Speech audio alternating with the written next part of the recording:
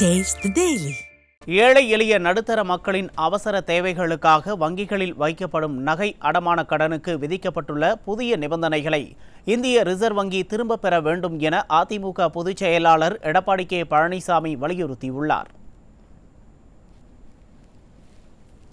Edappadi K Palaniswami வெளியிட்டுள்ள அறிக்கையில், இந்திய மக்கள் தொகையில் சுமார் 80% மக்களுக்கு மேல் ஏழை எளிய மற்றும் நடுத்தர மக்கள் ஆவார்கள் என்றும், இவர்கள் அனைவரும் ஏதேனும் ஒரு அவசர தேவை ஏற்படின் அருகில் உள்ள கூட்டுறவு வங்கிகள் மற்றும் வணிக வங்கிகளில் தங்களது நகைகளை அடமானம் வைத்து நிலைமையை சமாளிக்கும் சராசரி மக்கள் ஆவார்கள் என்றும் தெரிவித்துள்ளார்.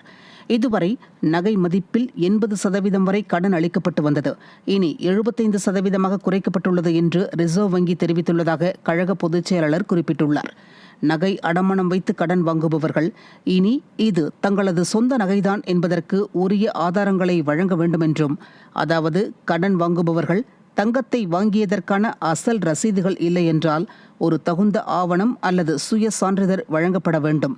கடன் வரம்பு தங்க நகைகளின் மொத்த எடை 1 கிலோவிற்கு மிகாமல் இருக்க வேண்டும். தங்க நகைகளின் தரம், எடை போன்றவைகள் துல்லியமாக கணக்கிடப்பட வேண்டும் போன்றவற்றை ரிசர்வ் வங்கி குறிப்பிட்டுள்ளதாகவும் கழக பொதுச் செயலாளர் தனது அறிக்கையில் சுட்டிக்காட்டியுள்ளார். இந்த புதிய நிபந்தனைகளின்படி தங்களின் அவசர தேவைகளுக்கு சொந்த நகைகளின் பேரில் அருகில் உள்ள கூட்டுறவு மற்றும் தேசியமயமாக்கப்பட்ட வங்கிகளில் கடன் வாங்கும் ஏழை எளிய நடுத்தர மக்கள், விவசாயிகள் மற்றும் வியாபாரிகள் கடுமையாக பாதிக்கப்படுவார்கள் என்றும் அதிமுக பொதுச் செயலாளர் வேதனை தெரிவித்துள்ளார்.